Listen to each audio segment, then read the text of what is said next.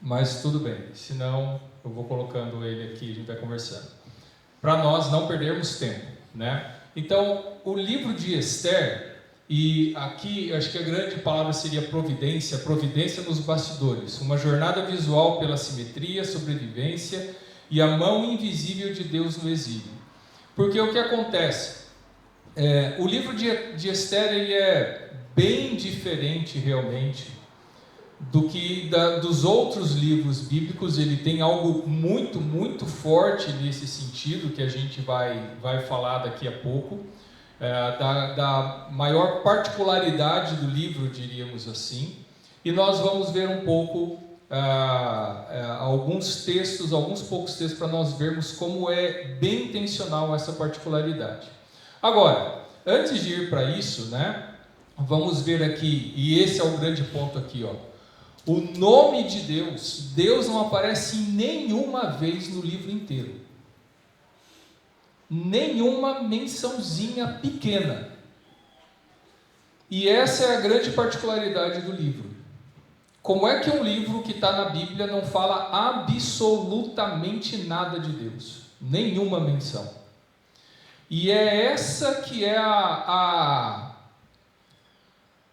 fórmula que o autor achou, que ele fez, para nos passar a mensagem desse livro. Agora, o que acontece, né? O autor anônimo usa essa omissão de forma brilhante. Não é um esquecimento, é um convite. A ausência de intervenções milagrosas diretas força o leitor a procurar o mover de Deus nas coincidências estranhas e nas ironias da vida real. Tá? E a gente vai ver isso acontecendo, nós vamos ver alguns textos aqui que mostram mais explicitamente a intenção do autor nesse sentido. Mas vamos nos localizar. Essa história ocorre uns 100 anos depois do exílio da Babilônia, quando os judeus já haviam voltado, né? Depois da Babilônia, os medo-persas tomam a Babilônia, então o rei persa, o Ciro, permite que os judeus voltem para a sua terra, só que nem todos voltam. Alguns não voltam, inclusive os que não voltam, eles não são bem vistos pela comunidade judaica. Por quê?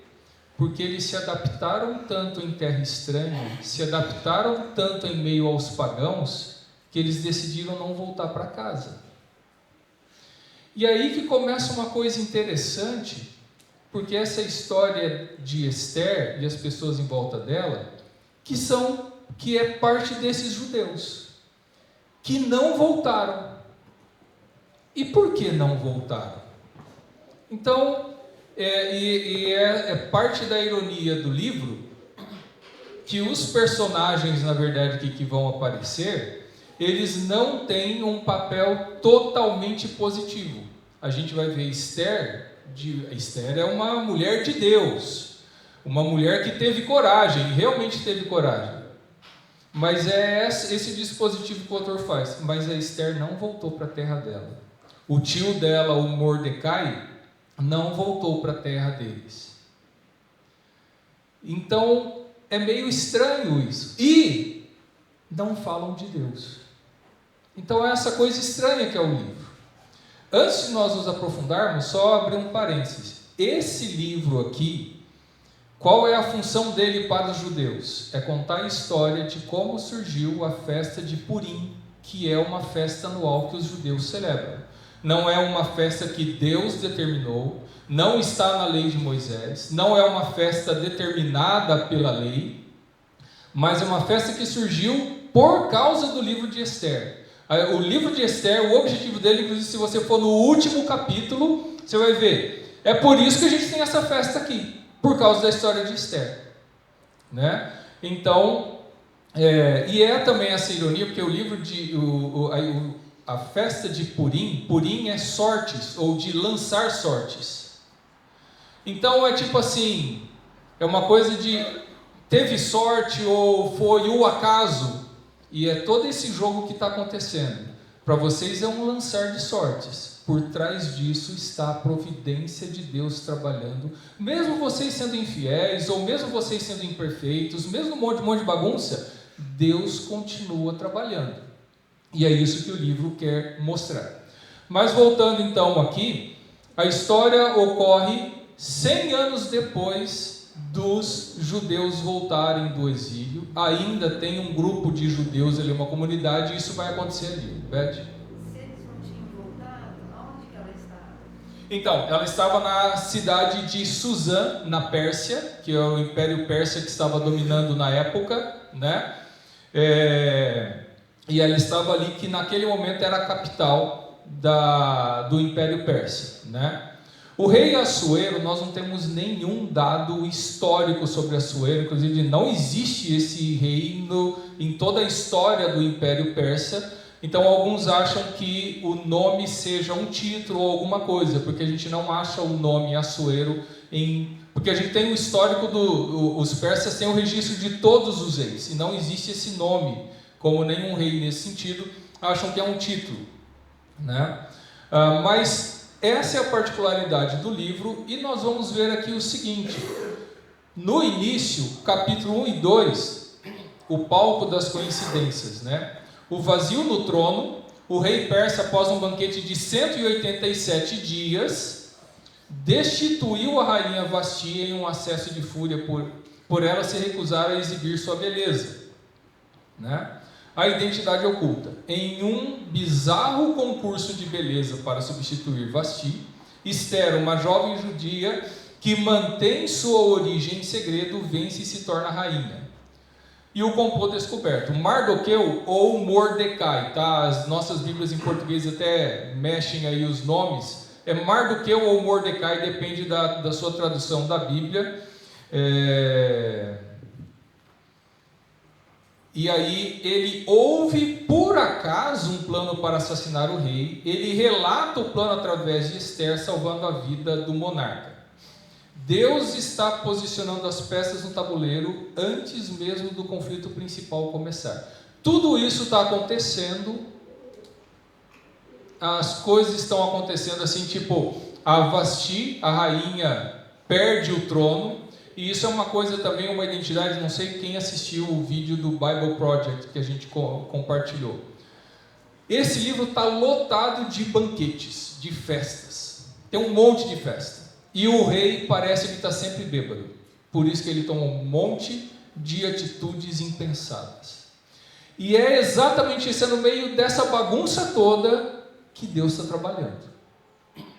Então o rei, num acesso de fúria, age isso com a rainha, porque ela se recusou a fazer tal coisa para ele, a aparecer no banquete que ele estava dando para os homens lá, para ele exibir: olha como a minha esposa é linda, como a minha rainha é linda. Ela se recusou, por causa disso ele destituiu ela de ser rainha e foi escolher outra.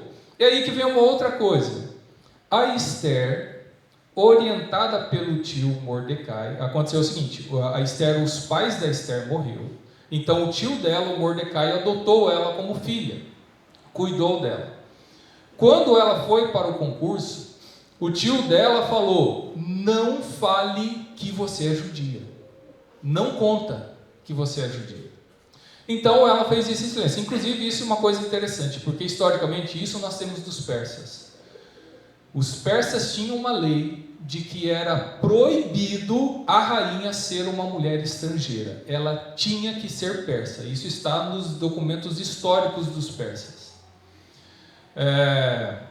Então aí eu falo assim, aí os historiadores arqueólogos, como é que a Esther conseguiria ser? Né? O texto bíblico está dizendo, ela ocultou, ela não disse que ela era judia. Só lá na frente, no final da história, ela vai revelar para o rei que ela não é persa, que ela é judia, né?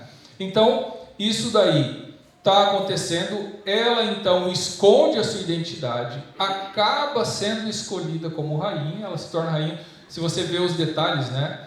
Ela e as outras moças tiveram que se preparar por 1 ano para chegar na frente do rei, para ver se o rei ia escolher, né?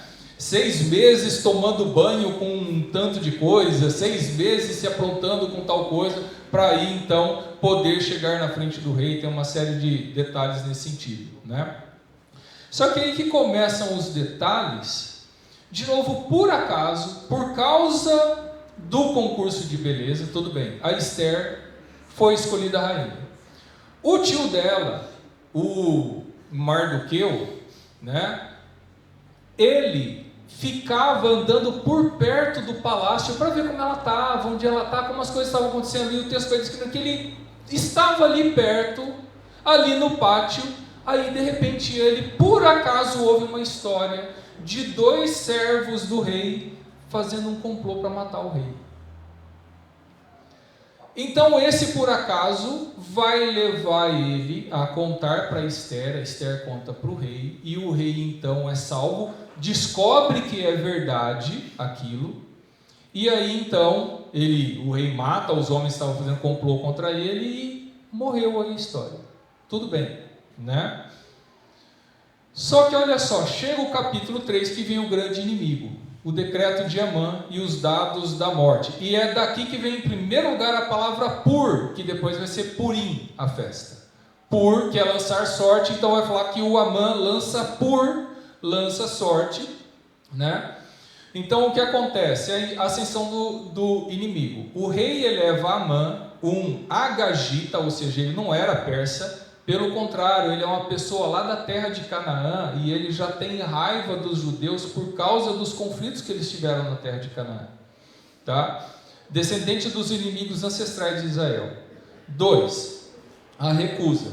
O Mardoqueu, fiel a Deus, recusa-se a se curvar diante de Amã nas ruas de Suzã, porque o Amã se tornou primeiro-ministro do Império Persa. O rei exaltou ele bastante e falou: todo mundo se prostre diante do Amã, porque ele é o meu grande líder aqui. Só que o Mardoqueu não se prostrava, e o Amã ficou com muita raiva disso. Aí 3, o acaso. Enfurecido, Amã lança os dados para decidir o dia exato da aniquilação total do povo judeu. Ele lança os dados, eu vou ver que dia eu vou armar todo um esquema para matar todos os judeus. Ele até fala para a família dele: para mim matar o Mardoqueu não é suficiente, eu quero exterminar a raça dos judeus. E aí ele lança sortes para decidir que dia ele vai ter tudo montado, que dia ele vai planejar uma forma de aniquilar os judeus em todo o Império Persa. É isso que ele planeja. 4. O decreto. A data do genocídio é fixado para o dia 13 de Adar. Adar é um mês do calendário judaico. O rei ouve a proposta do Amã, ele aceita a proposta do Amã e carimba. Ele decreta que isso aconteça, que no dia 13 de Adar, todos os judeus em todo lugar do Império Persa sejam exterminados. Tá? O rei carimba o decreto irrevogável e senta-se para beber com Amã. De novo, ele vai sempre descrevendo. Depois de ter feito o decreto, eles vão fazer um banquete e eles bebem um monte. Então é sempre esse padrão. A Esther, quando vai chamar o rei e o Amã para conversar, o que ela vai fazer? Vai fazer 2 banquetes, para eles sentarem e beber também. Né? Então, aí nós temos o ponto da virada no capítulo 4. Tá? E daqui a pouco eu vou dar uma paradinha aqui para nós vermos alguns textos bíblicos que mostram claramente a intenção do autor de ocultar Deus na história. Tá? A gente já vai ver aqui. Capítulo 4 é o ponto de virada. Olha só, o lado de fora, nas ruas, Mardoqueu envia um aviso desesperado a Esther, porque ele fica sabendo do decreto de Amã, de exterminar todos os judeus. Ele envia um aviso desesperado a Esther. Ela deve interceder ao rei, mesmo sabendo que entrar na presença real sem ser chamada é um crime punível com a morte. Se alguém que chegar a falar com o rei sem o rei ter autorizado, o rei pode autorizar a pessoa a falar ou pode determinar a morte da pessoa. Né? O lado de dentro do palácio. Mesmo sem ouvir a voz de Deus no escuro, Esther aceita o risco da fé e decide agir, declarando sua rendição. Se eu tiver que morrer, morrerei. Né? E é aqui que é um ponto também que o Mardoqueu vai falar. Quem sabe se não foi para um momento como este que você chegou à posição de rainha? Só que olha só, vamos lá para o capítulo 4, se você puder abrir aí na sua Bíblia, o capítulo 4. Eu não consegui abrir aqui, é melhor eu não mexer para nós não perdermos tempo. Se você puder acompanhar na sua Bíblia, vai para o capítulo 4 de Esther, por favor. Aí tem um pessoal que está me dizendo, mas eu não sei onde está o livro de Esther na Bíblia, né? Tem que procurar. Uma dica, fica depois de Gênesis e antes de Apocalipse. Vai lá. Já ajudei bastante, né? Então, preste atenção nos primeiros 3 versículos do capítulo 4. Olha só, 4 de 1 a 3. Quando, agora aqui na minha Bíblia está Mordecai, tá? Se você está Nova Almeida atualizada. Quando Mordecai soube tudo o que havia passado, rasgou as suas roupas, se cobriu de pano de saco e cinza e saiu pela cidade, clamando em alta voz e soltando gritos de amargura. Chegou até a porta do rei, porque ninguém vestido de pano de saco podia entrar na porta do rei, pela porta do rei. Em todas as províncias onde chegava a palavra do rei e a sua lei, havia entre os judeus grande luto, com jejum, choro e lamentações, e muitos se deitavam em pano de saco e em cinza. Olha só, primeira coisinha que a gente vai ver mais. Eles lamentaram, eles choram, eles jejuam, mas não fala que eles jejuam a Deus. Não cita o nome de Deus. Não fala que eles clamam a Deus. Só fala que eles fazem isso. O autor intencionalmente não quer mencionar Deus. Tá? Mais ainda, vai lá para o versículo 12. A gente vai ler do 12 até o 15. Desculpa, até o 16. Essas palavras de Esther foram transmitidas a Mordecai. Então Mordecai pediu que respondessem a Esther. Pera um pouquinho só. Deixa eu ver, só contextualizar aqui para vocês. Porque ela vai falar o seguinte, vamos ver quais são as palavras da Esther, né? Lá no versículo 11. Né? No versículo 11 ela fala assim: todos os servos do rei e o povo das províncias do rei sabem que para qualquer homem ou mulher que sem ser chamado entrar no pátio interior para falar com o rei, não há outra sentença que não a de morte, a não ser que o rei estenda para essa pessoa o cetro de ouro para que viva. E eu, nesses 30 dias, não fui chamada para comparecer diante do rei. Ela avisa, porque o Mordecai fala para ela, você tem que agir, você tem que falar com o rei, você tem que falar que esse decreto é uma loucura. Qual a resposta dela? Você tem que saber que eu não posso ir diante do rei. Eu não tenho autorização para ir até ele. Aí, agora, o 12. Essas palavras de Esther foram transmitidas a Mordecai. Então Mordecai pediu que respondessem a Esther: não pense que por estar no palácio real você será a única entre todos os judeus que conseguirá escapar. Olha a crise que surge aqui. Foi assim, você está querendo se safar. Não pense que por estar no palácio você vai ser liberado, porque a hora que ele descobrir que você é judia, o decreto vai ter que ser feito e você vai ter que ser executado, né? Só que olha só, versículo 14: porque se você ficar calado agora, de outro lugar virá socorro e livramento para os judeus, mas você e a casa de seu pai perecerão. Mas quem sabe se não foi para uma conjuntura como esta que você foi elevada à condição de rainha? Gente, o texto está pedindo Deus aqui e o autor insiste em não citar Deus. Ele deveria, se você ficar calada, Deus vai dar um outro jeito de livrar a gente. Mas o que ele escreve? Se você ficar calada, de outro lugar virá socorro e livramento para os judeus. O autor insiste em não citar o nome de Deus no livro. Tá? No final desse versículo 14: mas quem sabe se não foi para uma conjuntura como esta que Deus colocou você aí? Não, ele não fala de Deus. Tá? Como essa que você foi elevada à condição de rainha. Então o autor ele é insistente. E depois de novo versículo 16, 15 e 16, né? Então Esther pediu que levassem a Mordecai a seguinte resposta: vai e reúna todos os judeus que estiverem em Suzã e jejuem por mim. Jejuem por mim a Deus. Não, jejuem por mim, tá? Não comam nem bebam nada durante 3 dias, nem de noite nem de dia. Eu e as minhas servas também jejuaremos. Depois irei falar com o rei, ainda que seja contra a lei. Se eu tiver que morrer, morrerei. Pois não. Mesmo a fidelidade de Mardoqueu ou a fé também não é citada. Exato, A sim. gente deduz que ele por fidelidade não se ajoelhou, tal, né? Exato. E uma que sempre me intriga aqui é: eu e as minhas servas também jejuaremos. Mas quem jejuava eram os judeus, Exato. não os persas.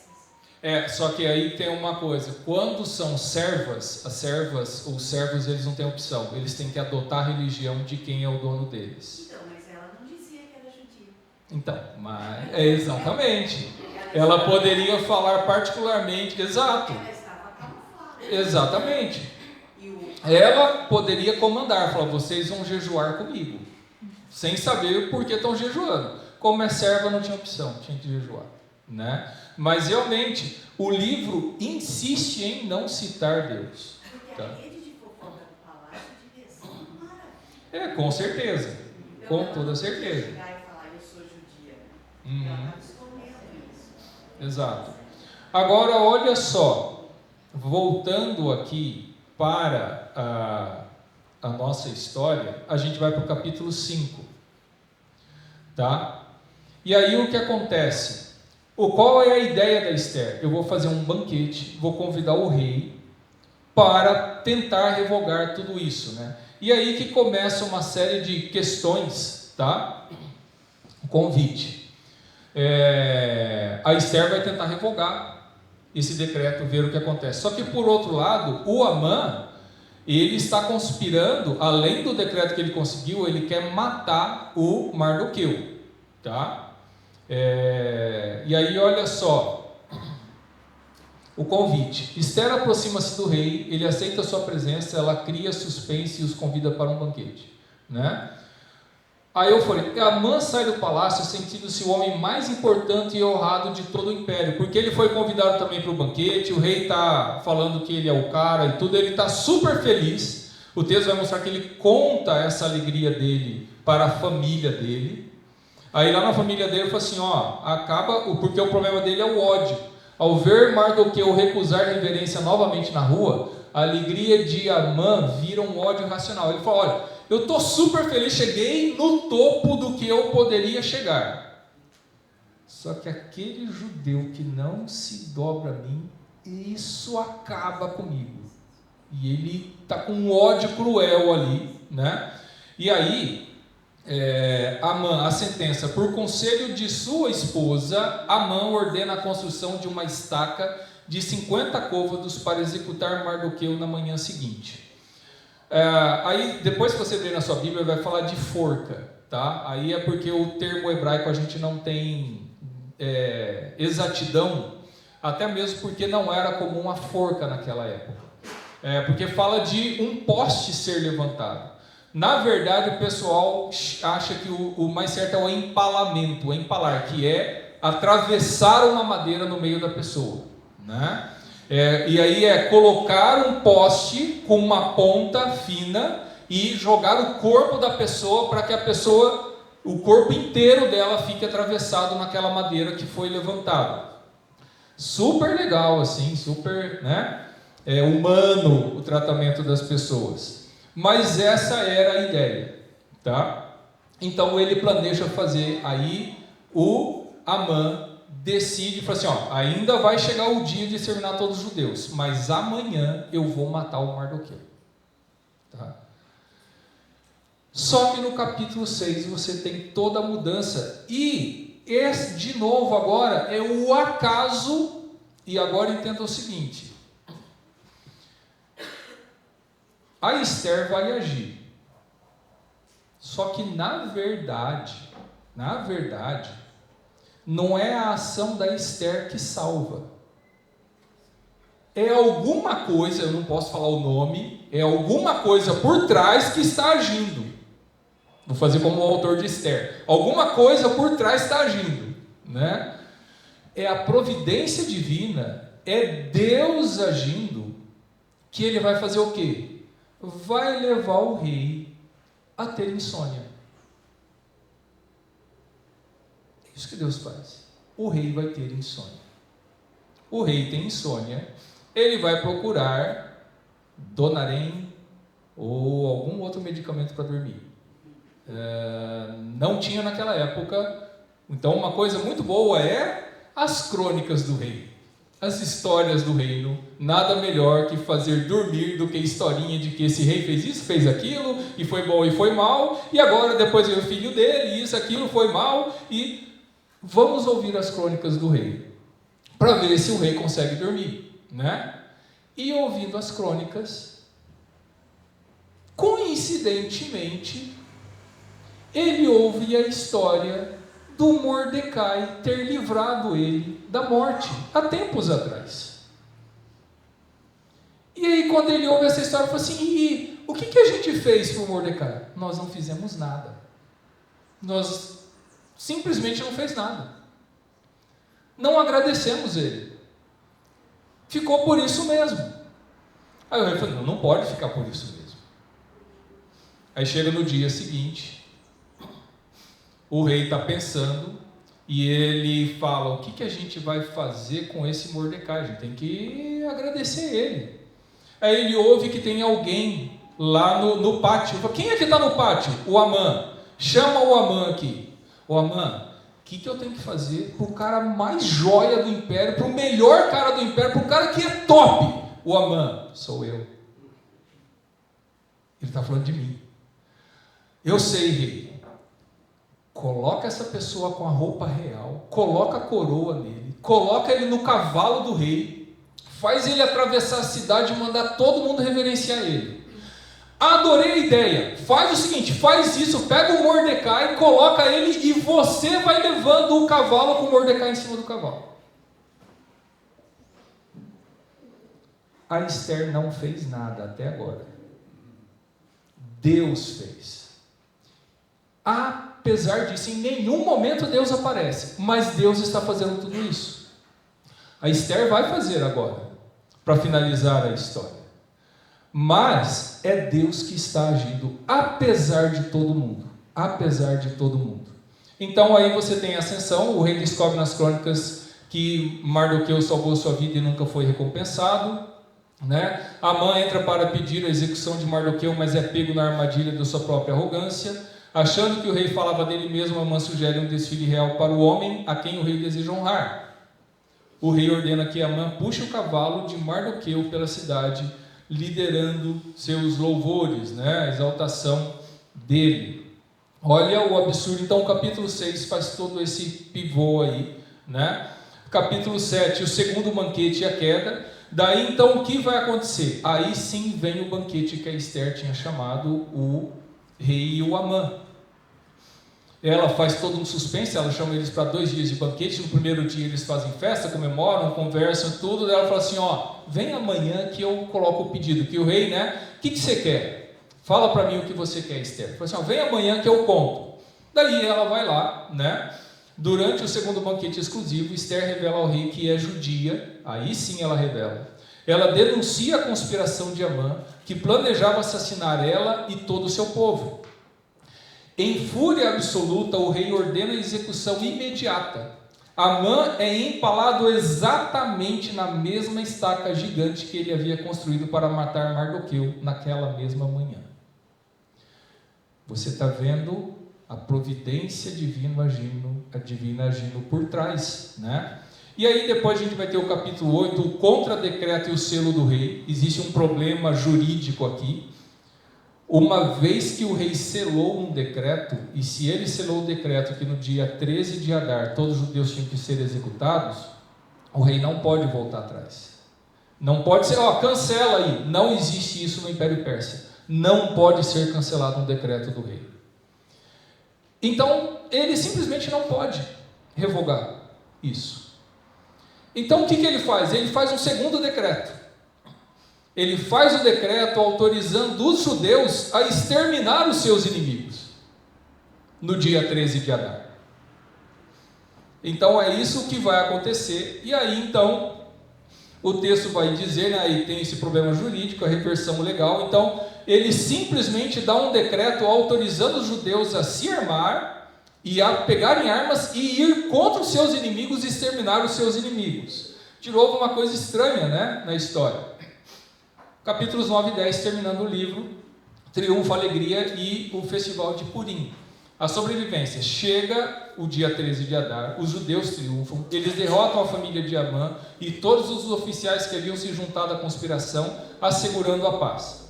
A festa de Purim. Esther e Mardoqueu estabelecem um decreto perpétuo, 2 dias anuais de festas, alegrias e presentes chamados Purim, em memória aos dados que foram subvertidos pela providência. O epílogo real, Mardoqueu é elevado à posição de segundo em comando de todo o Império Persa, garantindo o esplendor e a segurança do seu povo no exílio. Para partir por fim, a arquitetura oculta da história, eu só não vou gastar tempo aqui, que a gente tem pouco tempo e tenho só algumas coisinhas para expor aqui. Mas o livro todo ele é estruturado no que chama estrutura quiástica, né? Num quiasmo que você tem. O início aqui tem um tema que lá no final tem outro tema. A segunda parte tem um tema que é na penúltima parte. E tudo isso vai diminuindo até chegar num ponto. E isso é uma estrutura literária chamada quiasmo que, se você quiser saber qual é a mensagem do livro, é só chegar na parte central que a mensagem está lá, né? Então, essa estrutura, então, a grandeza do rei, a grandeza de do rei e os banquetes, a grandeza de Mardoqueu, o primeiro decreto matar judeus, segundo decreto salvar judeus, Amã planeja matar Mardoqueu, Amã é executado. Então você tem, o livro é muito bem estruturado, ele é uma obra literária mesmo, muito bem montada, né? A ambiguidade moral dos personagens, a expectativa da Torá é seguir os mandamentos rigidamente. Você tem o Mardoqueu e a Esther com grande assimilação cultural do império. Prioriza a pureza ética e a alimentação. A lei manda você o tipo de alimentação que você vai ter. Você está vendo que a Esther, está todo mundo participando dos banquetes dos persas. Lembra que o Daniel se recusou a comer as comidas do rei? Porque ele ia comer a comida que era permitido pela lei. Você não tem nada aqui, tá? Abominar o casamento com os gentios. A Esther se casa com um rei gentio. Buscar a Deus aberta e publicamente. Ela não faz isso aberta e publicamente. Então, parece meio esquisito. Os heróis da nossa história, judeus, Mardoqueu e Esther, parece um pouco esquisito essa relação deles. Mas, para a gente finalizar aqui, né? O livro de Esther levanta a questão suprema do exílio. Quando Deus parece ausente, quando o povo falha moralmente e a lei é quebrada, será que Deus desistiu de suas promessas? É isso que o livro começa a questionar. Apesar de você ser tão pecador, apesar de você errar tanto, de eu errar tanto, de nós errarmos tanto, você acha que Deus diz, como vocês estão pisando na bola comigo, eu parei por aí. Essa que é a maravilha do grande amor de Deus. Deus não desiste da gente apesar de tudo que a gente faz.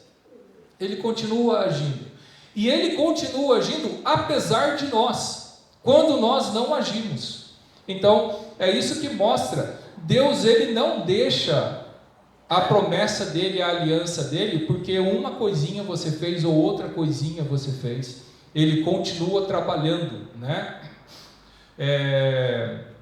O silêncio de Deus no livro não significa inatividade.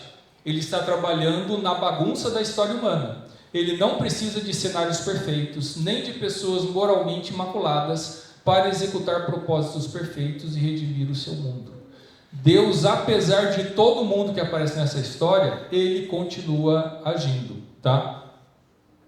E para finalizar, né, acaso versus propósito. O livro fala de acaso, fala de sorte, fala do Purim, mas na verdade é a providência divina que determina tudo, que faz tudo acontecer. Então não é o acaso, é isso que a gente tem que entender, né? Então o nome do festival de celebração judaica Purim significa literalmente dados, né, ou lançar sorte. refere-se à sorte cega lançada nas mãos de um tirano orgulhoso. Mas na verdade é a providência divina que está agindo para finalizar, né, o legado de Esther, o oculto. A ausência do nome de Deus ensina a ver sua mão nas entrelinhas da nossa própria história, onde as coincidências nunca são acidentes. A reversão, o desespero nunca é o fim. A arquitetura da graça nos mostra que o roteiro do mal pode virar completamente e desmoronar em uma única noite. E a promessa inquebrável: Deus permanece irrevogavelmente comprometido em redimir o seu mundo usando pessoas falhas e improváveis em um mundo quebrado. Eu acho que para finalizar, o que eu acho mais legal, e é isso que está lá no miolo do livro, lá no meio, lembra quando Mordecai fala para Esther: se você não agir, Deus vai arranjar outro meio. Ele não fala Deus, né? Mas outro meio vai surgir. Então, é essa a mensagem, o cerne do livro, de que Deus vai agir de uma forma ou de outra. Deus está agindo, né, por trás de tudo que está acontecendo. Pode ser que a gente não entenda, pode ser que a gente não veja algumas coisas acontecerem, mas Deus está agindo. A providência divina está em ação. E eu acho que a gente precisa pensar isso nas nossas vidas. Para nós finalizarmos, 2 minutinhos para nós finalizarmos a aula. É você pensar na sua vida, o que Deus tem feito na sua vida, como Ele tem guiado a sua vida. E aí eu precisava ver qual é a sua experiência, porque daí eu vou colocar uma coisa particular, uma experiência própria. Na verdade, os grandes momentos da minha vida, ou principalmente os momentos que determinaram muito do curso da minha vida, foram coisas que aconteceram que estavam absolutamente fora da minha ação, do meu controle. Até eu falo eu nunca imaginei que eu iria para fora do Brasil. Fui para fora do Brasil. Eu nunca imaginei e nunca tinha corrido atrás de fazer um mestrado. E principalmente fazer mestrado nos Estados Unidos. Me convidaram para fazer. Me deram bolsa para fazer. E quando eu voltei, eu falei assim: eu nunca vou ser professor de seminário. Me enviaram um convite para dar aula no seminário. E isso é só um pouquinho. E tantas outras ações. O emprego que eu tenho, eu não corri atrás. Fui convidado para vir para o trabalho. Deus age. Agora, isso são algumas coisas. Quantas coisas que estão acontecendo, aconteceram na sua vida, que não dependeu de você, não foi nada que aconteceu, e você viu Deus agindo na sua vida, pondo a mão nessas histórias. É isso que nós precisamos perceber, que nós somos chamados para orar, pedir orientação a Deus, clamar a Deus, pedir para Ele dirigir as nossas vidas, e o que você precisa realmente é entregar o seu caminho ao Senhor. Entrega o teu caminho ao Senhor, confia nele, e o mais Ele fará. Fará sobressair a tua luz e o teu direito ao sol, com o sol ao meio-dia. Entrega o teu caminho ao Senhor, mas deixa Ele fazer. O que nós precisamos é sermos cheios do Espírito Santo, para nós vermos a mão de Deus nas nossas vidas, agindo nas nossas vidas. Mas Ele está agindo apesar de mim, apesar de você, apesar de nós. E glória a Deus por isso. A coisa mais importante, como Paulo fala, Deus prova o seu amor para conosco pelo fato de ter Cristo morrido por nós, sendo nós ainda pecadores. O que nós mais precisamos na nossa existência, que é a salvação em Cristo, Deus fez isso sem você sequer existir, antes de você existir, antes de você ter consciência do que você precisava, antes de absolutamente tudo, Ele já preparou tudo para você. Essa é a providência divina. E que nós sejamos gratos a Deus por tudo que Ele tem feito, e na sua história Ele te trouxe aqui para continuar cuidando dos caminhos dEle. Glória a Deus pela providência dEle nas nossas vidas. Vamos orar para nós encerrarmos a nossa aula?